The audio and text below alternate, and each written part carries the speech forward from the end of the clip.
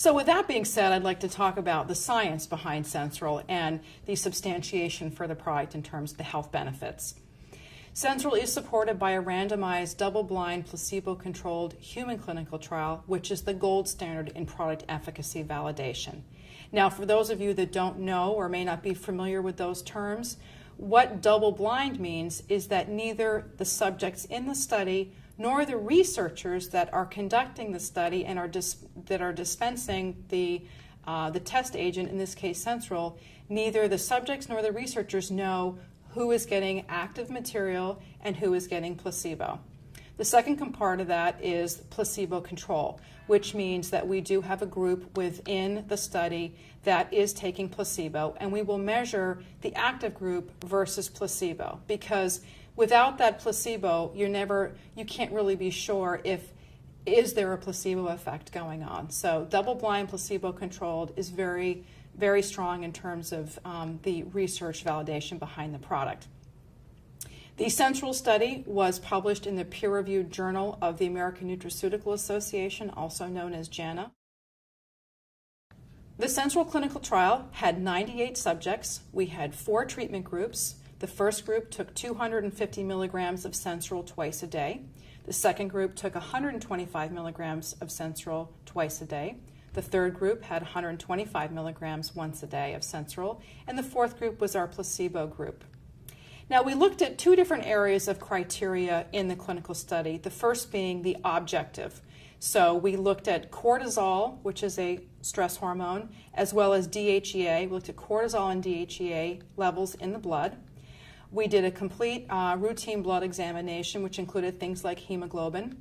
We did a complete lipid profile, which included total cholesterol, HDL, which is high-density lipoprotein, or the good cholesterol.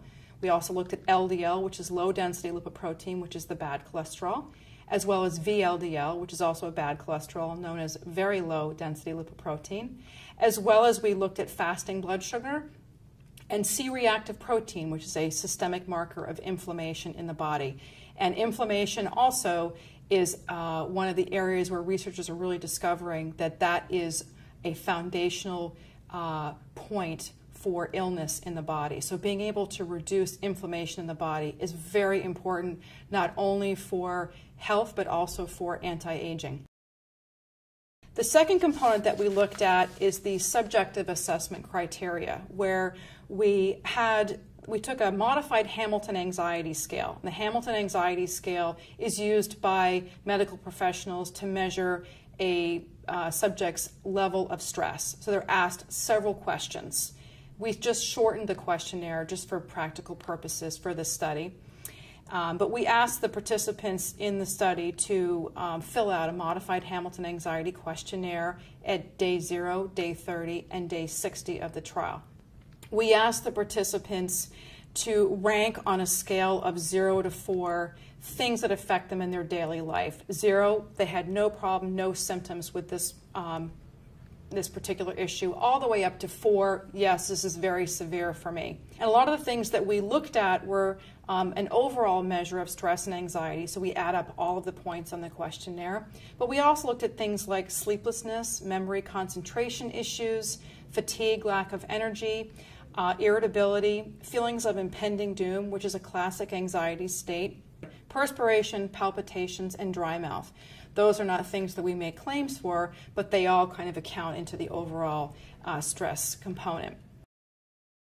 What I'd like to do is talk with you about the objective features report first, and I'm just going to share the data on 125 milligrams twice a day and 125 milligrams once a day. While it's okay for people to take 250 milligrams twice a day, it's really not necessary with Sensoril. And when you look at the data, you'll see, particularly with the subjective data, that all 3 of these dosages of Sensoril were virtually equi-effective when, compared with each other. But first, let's talk about the objective features, and we're going to talk about the 125 twice a day group. We had a 4.7% decrease in fasting blood sugar.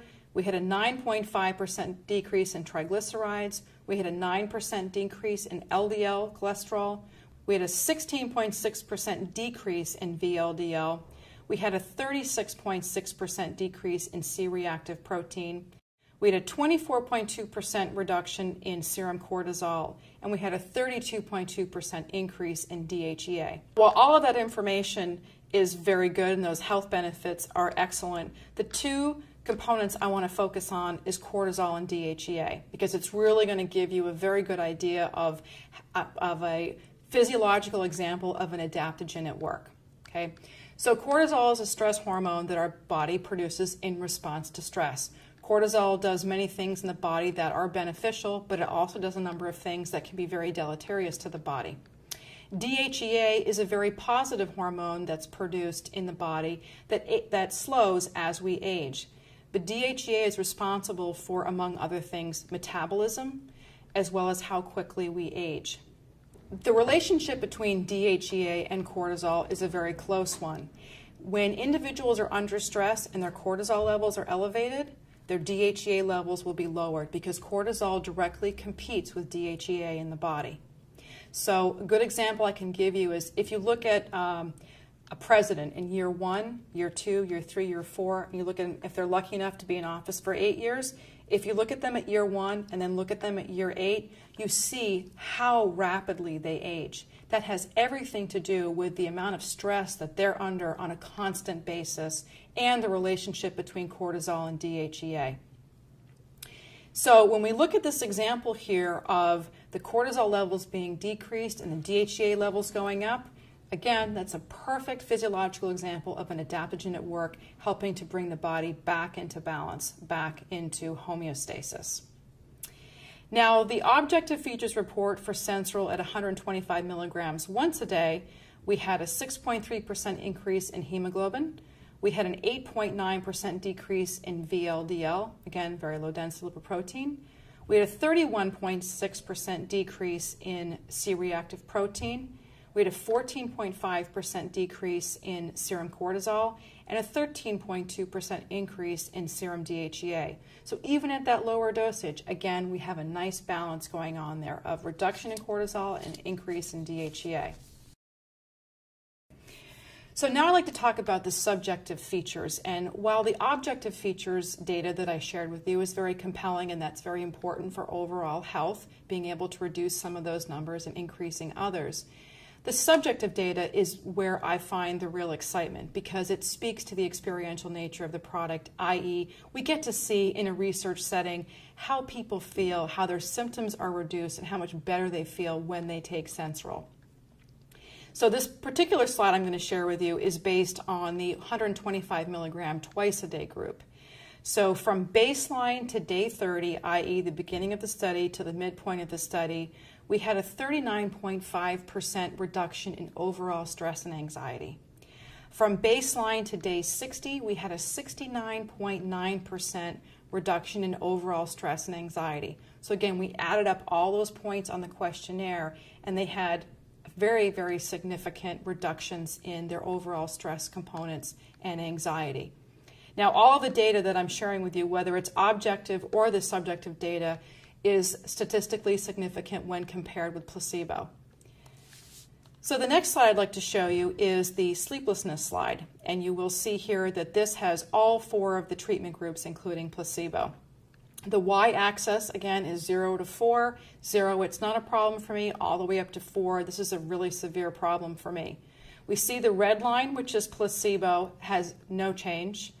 We see the 250 milligram dose, which is the royal blue line, the 125 milligram twice a day dose, which is the green, and the 125 milligrams once a day, which is the gold. We see significant reductions in all 3 of those from baseline to day 30 to day 60. Now, at the end of the study, at day 60, all 3 of those treatment groups are pretty much right on top of each other. So again, they're equi-effective. We notice in the higher dosages, they tend to get there a little bit faster, but at the end of the day, they're all getting that benefit, all statistically significant. And what this also shows us is what we know about adaptogens in general, is that the benefits of adaptogens are cumulative in nature. The longer you take the product, the greater the benefit is going to be. Adaptogens are designed to be taken on a daily basis for the long term. The next one is fatigue, lack of energy. Again, we see very nice reductions in overall fatigue and lack of energy at day 0 to day 30 to day 60 with no change in the placebo group. The next one is in inability to concentrate. Again, a very strong area for Sensoril, and we see very significant reductions in inability to concentrate and memory issues. The next one is irritability. Again, not a lot I can say here except that we see highly significant reductions in irritability, and that one on the y-axis at the beginning of the study was at about 3.5 to 3.8, so it couldn't really get much higher. And by the end of the study, it was down to almost 0. So again, all 3 of those treatment groups significantly reduced irritability, which speaks to the mood enhancement benefits of the product. And the final one is feelings of impending doom, which always seems to elicit a response in people. But again, that's a very classic feeling or mood state for people that are anxious. And we had very significant reductions in overall feelings of impending doom. Now, the final 2 slides on the science I will show you is the exact same data. It's just being shown in a different way. So, for example, in the 125 milligram twice a day group, after 60 days, we had a 67.7% reduction in sleeplessness. We had a 79.3% reduction in fatigue, lack of energy. We had a 75.8% decrease in inability to concentrate, 57.1% decrease in forgetfulness, and a 76.5% decrease in irritability. So in the 125 milligram once a day group, we had a 71% decrease in sleeplessness. We had a 53.1% decrease in fatigue, lack of energy. We had a 50% decrease in inability to concentrate, a 48.1% decrease in forgetfulness, and a 71% decrease in irritability. So again, you can see very nice reductions in these overall stress and anxiety symptoms in both the 125 twice a day and the 125 once a day group.